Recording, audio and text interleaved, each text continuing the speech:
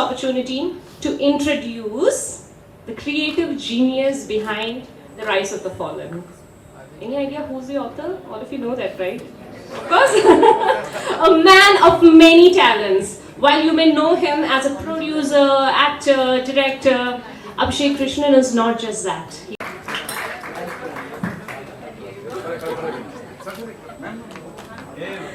Okay, now let's move to our esteemed chief guest for the day, the maestro of Indian cinema, Hansal Mehta sir. He needs no introduction, right? But he definitely deserves a standing ovation.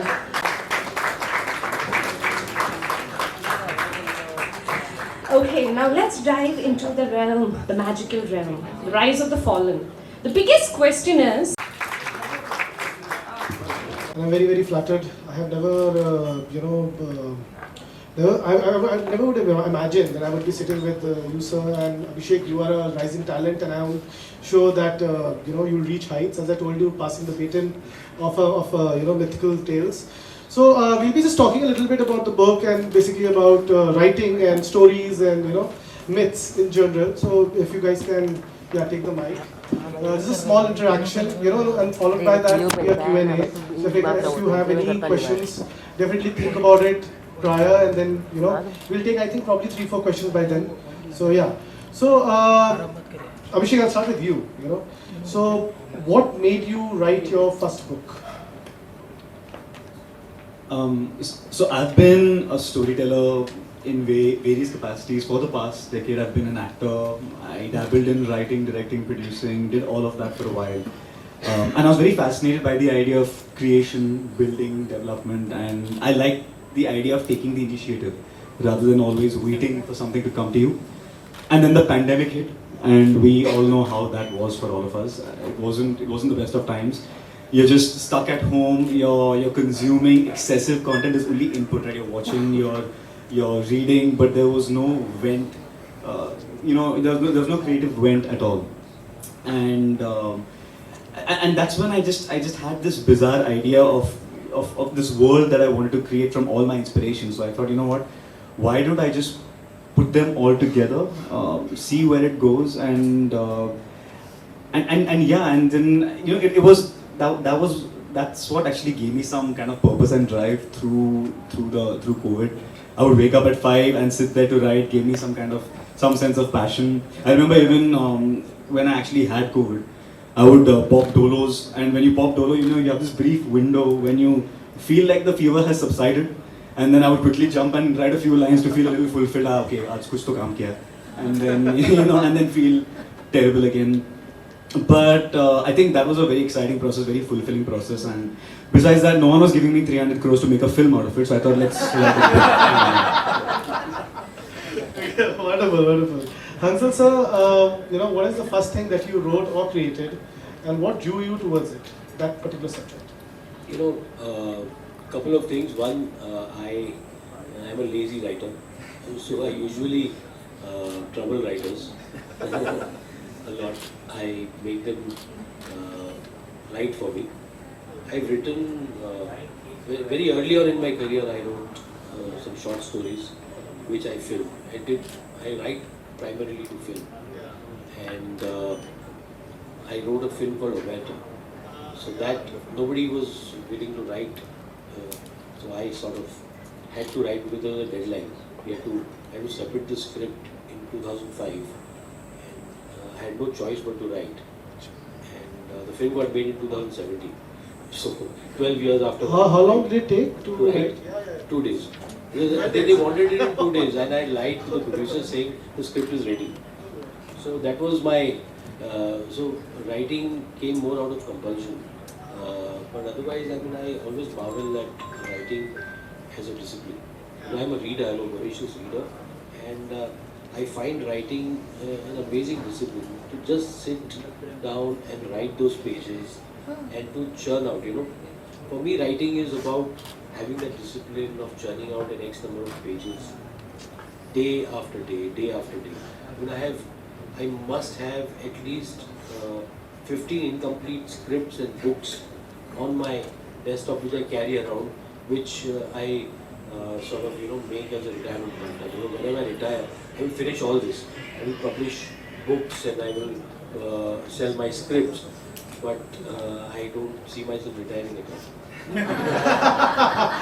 And you shouldn't, of course, because we would be, And one more thing, the question that she asked, that what would you like to see in Bombay? Yeah. More bookshops.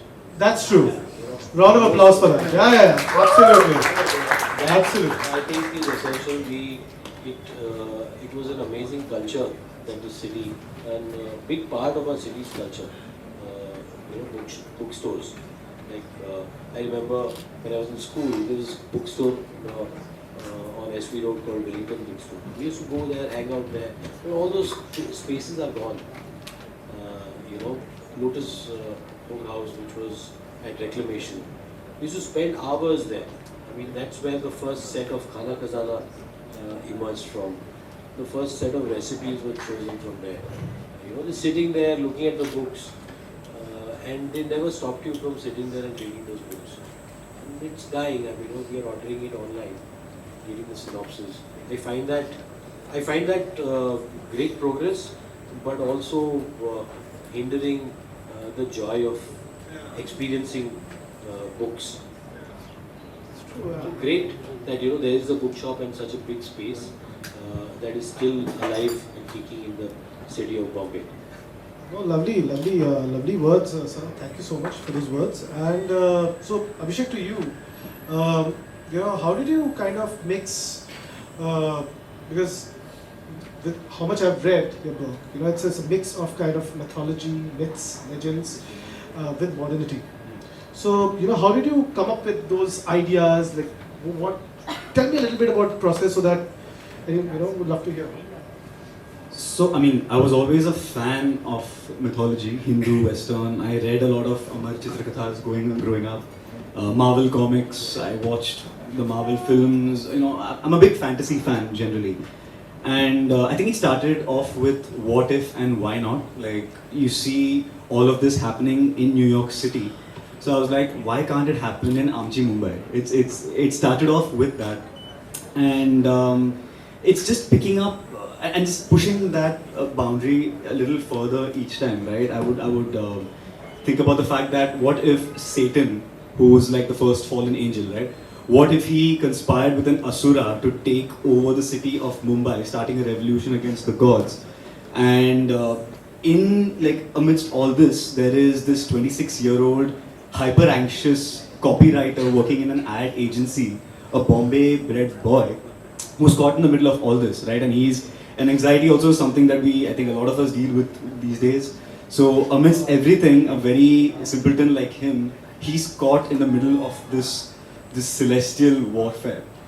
It's to say that all of this is going on, so it could happen to anyone like you, me, anyone over here. So then, what would the outcome be?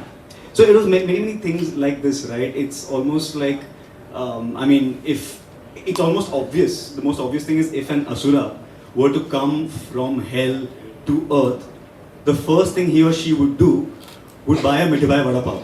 Because it's like, why would he not? Right? He doesn't get Vada Pavs in hell. So it's things like this, like why not? What if? Why not? What if?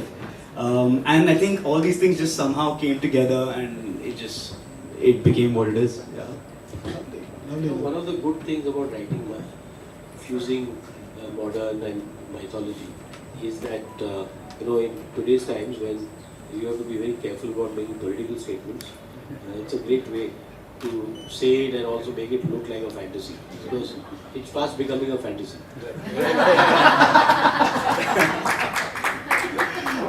But what's your relationship with myths as well, sir? Like, what's your relationship with myths, legends? We've grown up reading myths and legends and imagining like they are the founding the foundation of your imagination, of your ability to look at the world not in such flesh and bone.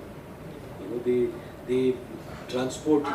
So I grew up with that. I mean, Amar Chitragatha, of course, was, but so much that we read, so much that we traveled, whether it was with Tintin or whether it was with the Mahabharata, whether it was with Asterix and Obelix, or whether it was Mad Magazine.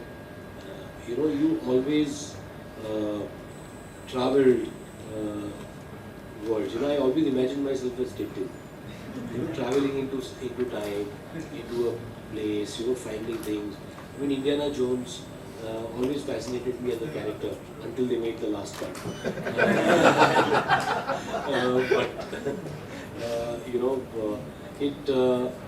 I think mythology is the basis of all our storytelling, and we have such a rich heritage of mythology, that I'm glad writers like Abhishek, you, and newer writers are embracing this form and giving it a new twist. Otherwise, it leads to stagnancy. The same myths are repeated, and we keep harping, we keep making that past a part of our culture. I think the importance of reinterpreting, reimagining, and creating myth. That is what fascinated me to this book. How about a gangster story set in Mumbai gangster story, but it's not Satya. And it's set in a mythical time. The victory of good over evil, which is a story, cop versus gangster story, but it's set in another time. And I think that is fascinating. That you take a myth and you sort of connect it to the world that you're living in. That's what we do all the time. We're living in Mahabharata. We are being forced to believe it's Ramayana,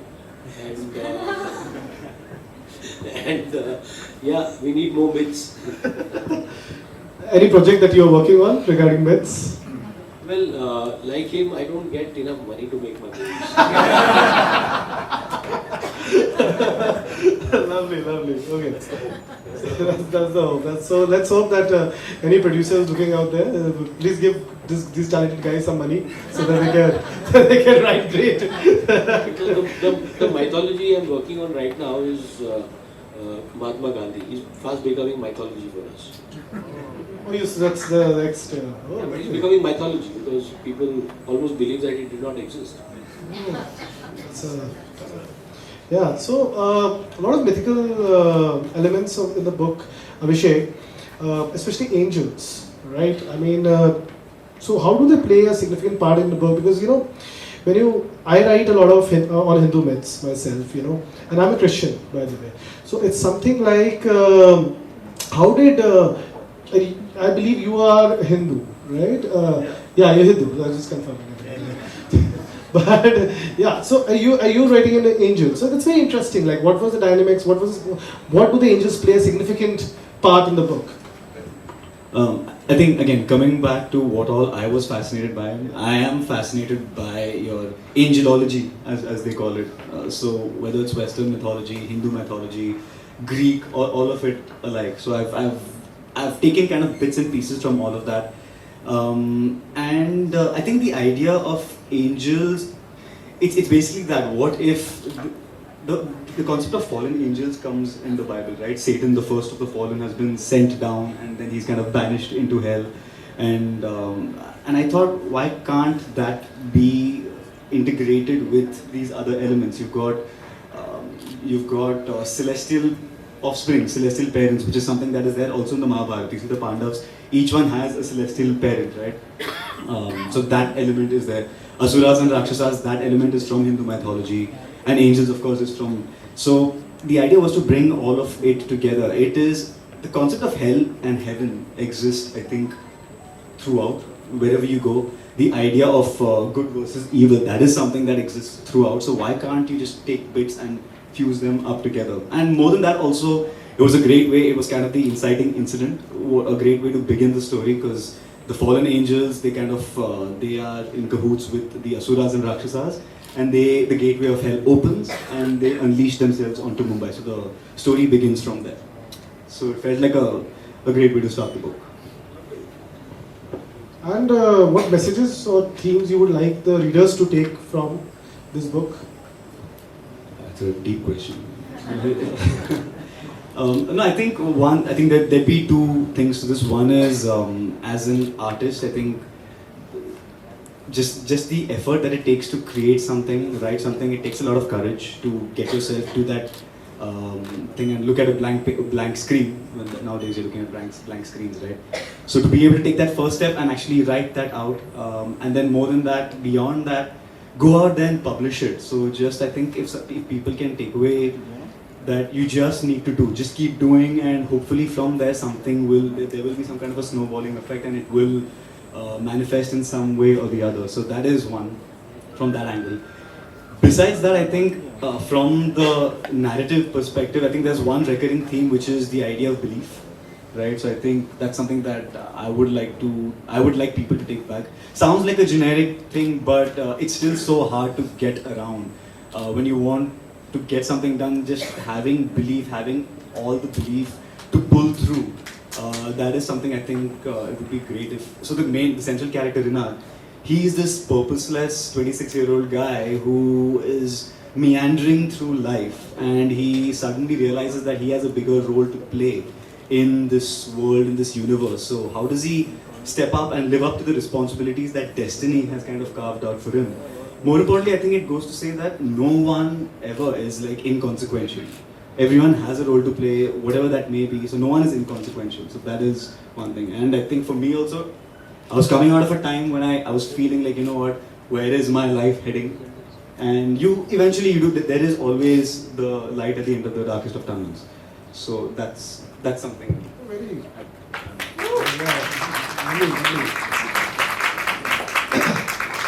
Also, sir, it's there's some very important points that he has made. So it's very tough for young artists to get their voice out there.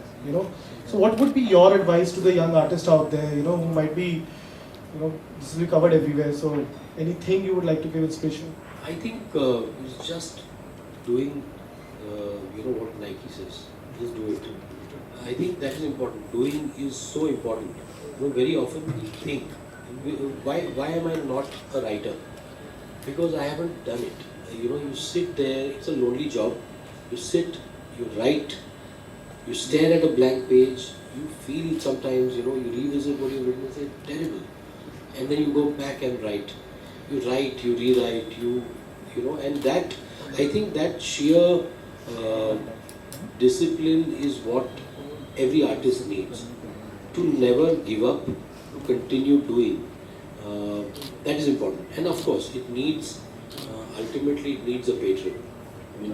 As a publishing house, what you are doing, it needs many more such people to bring that work out.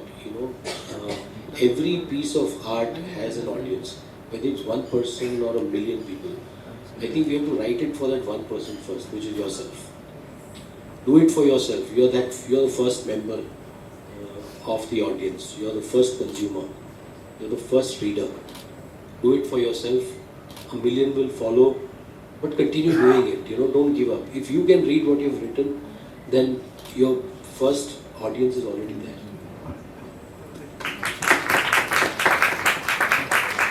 And Abhishek, last question, guys, then we will open the floor for Q&A. And if you have any questions, we'll take a few of them to Hansal sir as well as Abhishek. What are your ambitions with Manwaan? Like, what's the plan? Rise of the Fallen say, what's the plan? I mean, I'm going to go out on a limb and say that I want to make it, the largest mytho fantasy franchise that India can take to the world, hopefully. But that's not too ambitious. Why not doing that, Yeah, absolutely. And movie कुछ हो रहा है मतलब? हो रहा है मतलब होना चाहिए. That's the.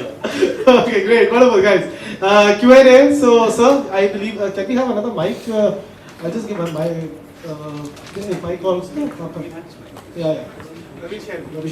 Yeah. Filmfestivals.com. Abhishek, the question is: Bhoot, Jinn, Pret, Ghost, Angel, Dian. I don't think many of us know even the difference between them. And of late, there is a rising fascination for films and books and literature and everything about these extraterrestrial things, if you like to call them. What do you think has prompted this? is it the fact that reality is so harsh that one wants to delve into the unreal or the celestial? And the second part is that now that 3 years have passed since COVID, you'll be able to raise 300 crores, I'm sure. I'll start with the latter, second part. I really hope that comes true soon. And I hope you have some connection with the genie or something. So. Genius. 3 magical wishes, so my first wish will be 300 crores. No, I think you kind of hit the nail on the head that it is, reality does get hard, and I think we deal with it on a daily basis, and I think as storytellers also we like to live in the bubble that we do. So there is a sense of wanting to escape from it, going into that. One is that. Secondly, also I think as people grow old, as storytellers also age, they tend to also go back to their roots for inspiration. That's what I feel. Because I think when I was young, I read the Amar Chitrakathas, but then there was a huge gap after that. When you're in your teenagers, you're being all rebellious and stuff like that. You're like, I just do what I want to. So you're not really. I mean, I think you're not looking for any further inspiration. But then when you hit a block in your life, then you start going back to your roots. Like I very recently, after that, I mean, years ago, but that's still recent compared to when I wrote the book. Read the Mahabharata, read the Ramayana, tried to, read a lot of Devdutt Patnayaks and these kind of things which I would have never read when I was young, as often, except in the form of comics, Amar Chitrakathas. So I think it's both of that, escaping reality, yes, but also going back to our roots, a combination of those two. I don't know if that makes sense. A small follow-up. Till about 20 years ago, the Central Board of Film Certification, as it is called, had a clause saying that any film that promotes belief in supernatural, magic cure, fantasy, total celestial fantasy and things like that, not Shiri, Farhad and all that, will be banned, not allowed. Now you have such a spate of films with this subject. So is it something that was bottled up all this time and suddenly exploded, you think, or is it some other phenomenon? No, I don't think it was bottled up. It's just going back to the previous point. I don't think there's any sense of rebelling to that idea. So I don't know. Is there something you don't want to? Yeah, Hansal bhai can add. This particular clause I was not aware of. Yeah, even I don't know. I was not aware of. I made my first film 27 years ago, maybe because I haven't made films on these themes, but I was not aware of this.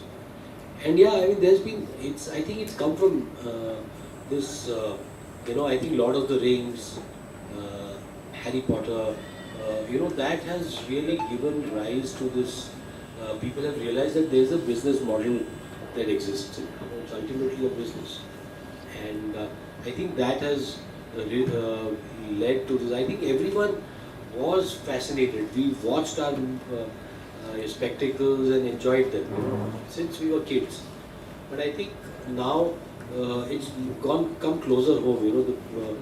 The British, Lord of the Rings, Harry Potter, all this has taken on popular imagination, and all of us feel that there's a franchisable, potential for all these stories, which is why the Ramayana is being made with major stars. The Mahabharata is being made. We are retelling these stories, and as I said earlier, I'm glad it's being reinterpreted, and there is a newness. We are telling the same stories. Thank you, both of you.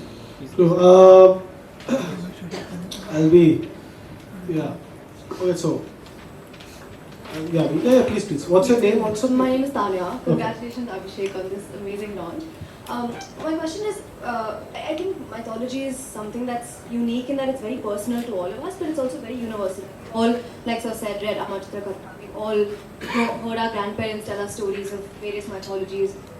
And I think because there's so much oral storytelling in India, a lot of it has been passed down and not a lot of it documented and captured, written anywhere.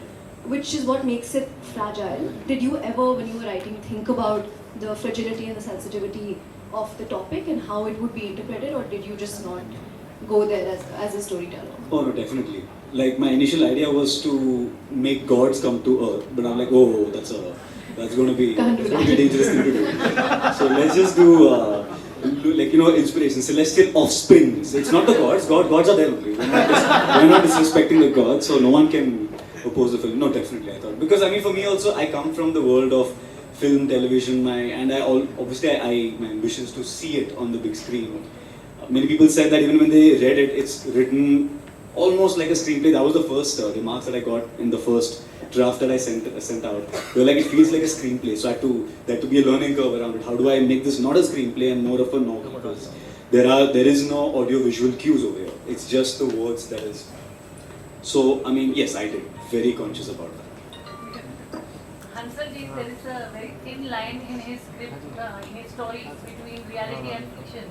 You are on the realistic side, so would you even consider making a film on his book? No, I'm fascinated. As I said, I'm fascinated. I would love to explore these themes and adapt the book if I'm able to.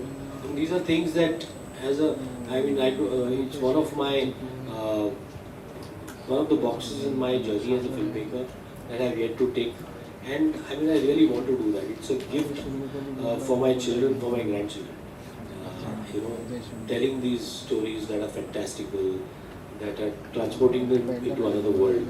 So yeah, hopefully one day that could happen. And I think with the birth of streaming and not having to rely purely on theatres to bring in audiences, to be able to tell this in a longer format, I think that has opened up greater possibilities. So maybe it's not a fantasy for me also. I just want to say that it has been officially documented that Hansal sir wants to adapt the book. Headlines. Just. So, congratulations Abhishek, and this book really sounds like a labor of love and imagination. So I have a very fun question adding to what Hansal sir said, that it will be made into a movie. So, which is your dream star cast? Like, who did you imagine as the main character? I think the readers want to know that. Let's play this game and offend everyone.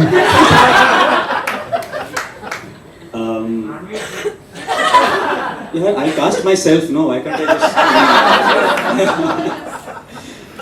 No. I don't. I obviously had faces, and I had. So for me, in terms of a process as well, when I write, I need to have faces to it, right? But there are faces from all across. They're not from here. They are people from my daily life. That You kind need of to a be thing. an integral part of the movie. Huh? You need to be there for Yeah, casting. absolutely. Somehow I have to find my way into it. But no, I'm not really given that any thought. I think that really needs to. Yeah, no, it can't be just like SI of that as I've spoken about. But That gives us an imagination power. yeah. The readers can imagine. Who do you think? I mean, have you read the synopsis? I read the synopsis and you said Satan. So I think the one person that comes in our mind is Ranveer Singh when we talk about a villain who is, There you a go. lovable villain. That's the one that comes in our head. There you Or go. maybe from KGF, Yash. Yash would also be a good option.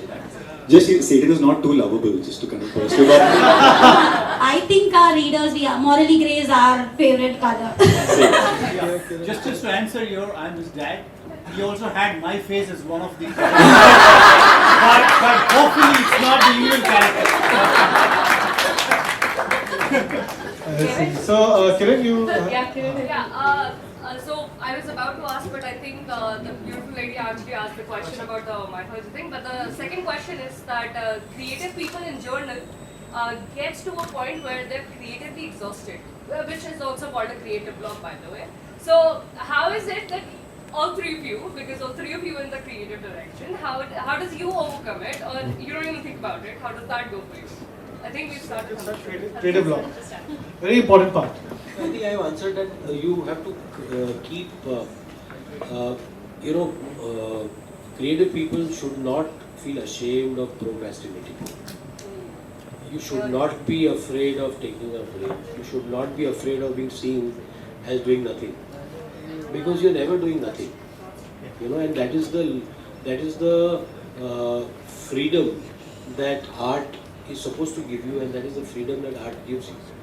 To be doing nothing but yet doing a lot. And you know, I think, and don't take it too seriously, that if I'm free and I'm thinking about my story, you know, I think the clues come from the simplest of things, from the car on the streets, from the person that you meet, from the food that you eat, from the sky, from the stars, from everywhere. It just, it will come someday. And so I think to have faith in the process, that being blocked is as crucial to the creative process as it is to doing.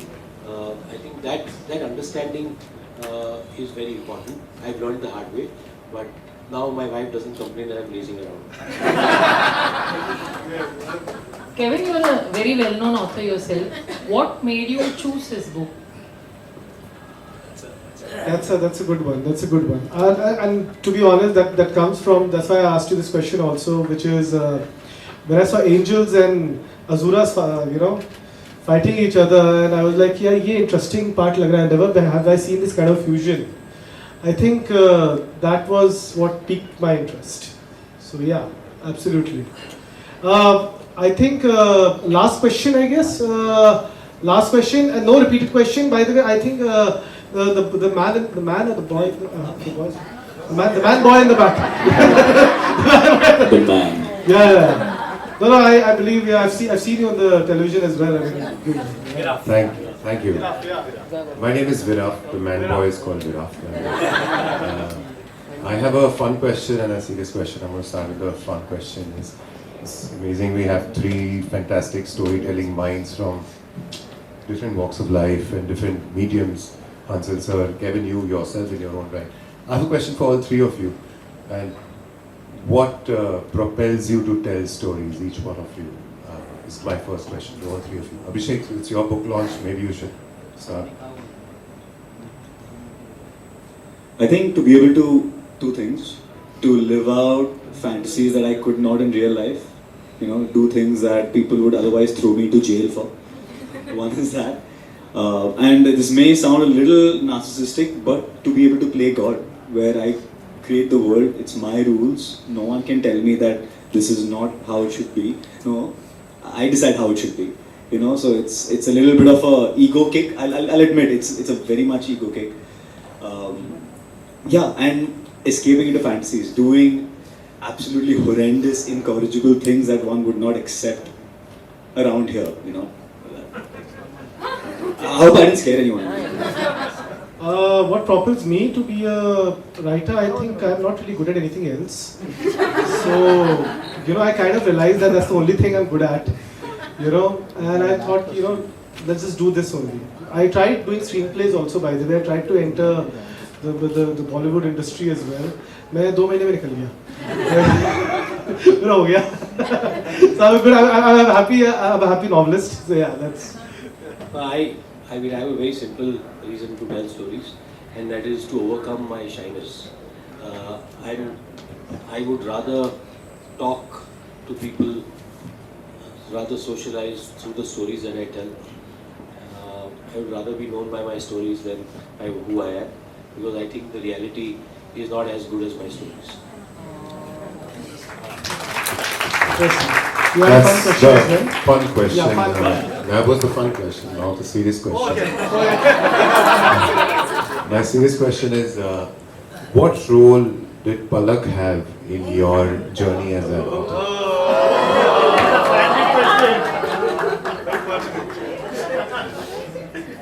This could take a while. She's gone running behind, look at her. By the way, Palak is my fiance, I am her fiance. We have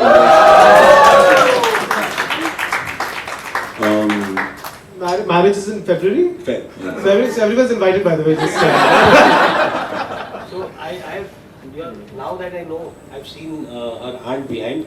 So she's a niece of my classmate from school, Annie, who's right there. And, so I was wondering what you were doing here. Now I know, and I have spoken to Palak, who's a writer She's my writer. in her own right, a very good writer in her own right. So, yeah, congratulations to both of you. More congratulations. No, like Sir said, she's a fantastic writer. She's been doing it for a long time. She's trained, and I've read her work. It's just incredible. I think she always keeps me in check. That's one thing. I'm talking about generally in life and otherwise also. She's always one keeping me in check and always pushing me.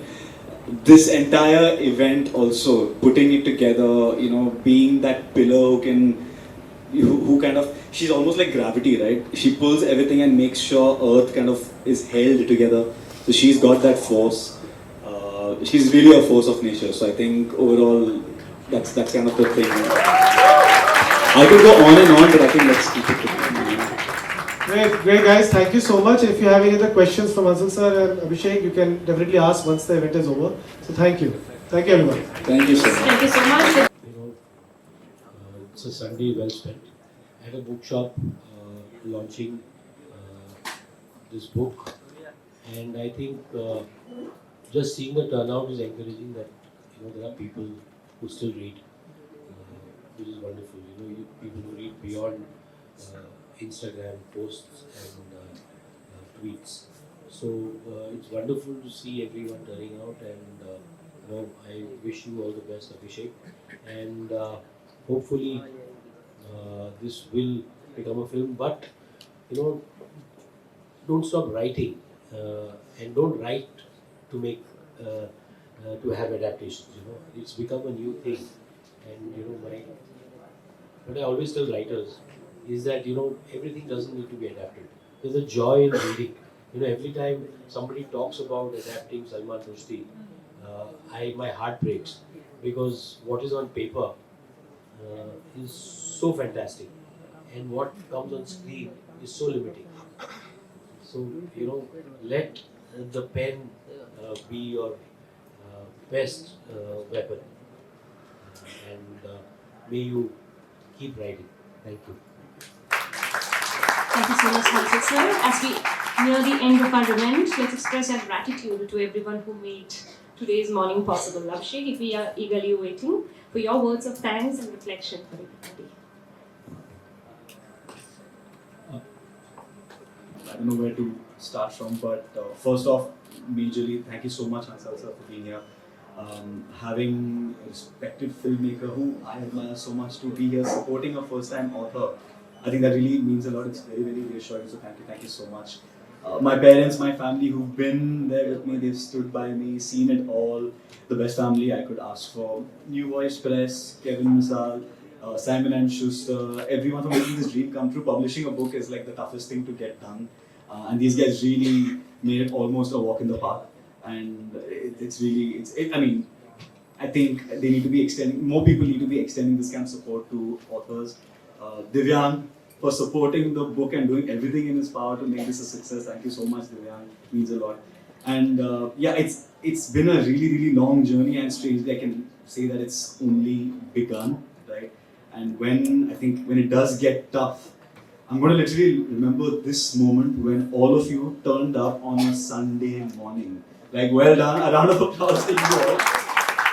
I have some of my colleagues here, and often at lunch we talk about how on Saturdays, Sundays we just become couch potatoes. That's all we want to do. We want to do nothing else. So, and I'm sure that's the same for all of you after a tiring week. So thank you so much. Really means a lot. And I have to say the best for the last. I kind of spoke about this a little earlier, but I think it's worth revisiting. She's been instrumental in putting this event together, and she kind of really made it her own. She's a fantastic writer, and I think that's why she really understands the struggles, the journey that a writer makes.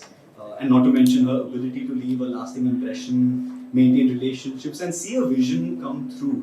All of these elements have really played a major role in making this event a grand success. So please, round of applause for my fiance. And so, I'm a lucky man. I'm a very lucky man. Thank you so much. And once again, just really humbled for all of you to be here. I just want to leave you, I think, with one small thing, if I may. This has been addressed several times, but no harm in bringing it up again. As a budding artist, I think, of any kind, the world tends not to be the kindest place. Not always, but maybe more often than not, getting something started, getting something out there, I think it becomes almost demotivating, discouraging. I'm seeing a lot of artists over here, writers, filmmakers, directors. I mean, it's amazing to kind of have this support, but I think we all know that the struggle is real, right? And I think if everyone, like you have this morning, can just extend that hand of support and pick up that one book, pick up that one painting, watch that one play, I think if you show that kind of support, that slight sense of reassurance is what will help us come back to the page, or come back to the stage, or come back to the screen. That goes a long way for all of us. For all the artists, please do continue doing this. And thank you so much for being here. Have a good day. Thanks so much. For those of you who want to take Whatever I am. Could you tell us a little about the rise of the fallen? I'd like to say that it's a cultural fusion. It's got different elements of mythology coming together. You've got elements from Western mythology, from Hindu mythology. All of this kind of fuses in together, angels, asuras, rakshasas, but all set in a modern context in a city like Mumbai. So you literally have, say, an asura and an angel conspiring to take over Mumbai, and you've got this 26-year-old copywriter who is caught or embroiled in this entire chaos. And then what unveils is what happens. So that could happen to any one of us, like how it happens in New York City. Why can't it happen in Amchi, Mumbai? That's the. How long did it take you to write this? I wrote the first draft. It took me about 6 to 8 months to get the first draft out, and then I just did my own thing of. It's called self-publishing, where you just put it out there and you figure out a way. And then I think about a year or so later, Kevin's company, NuVoice came on board. They picked up the book, and now it has a new life. It's seeing a new journey. So I think end to end could be about 2 years maybe since the time I thought about it, and yeah.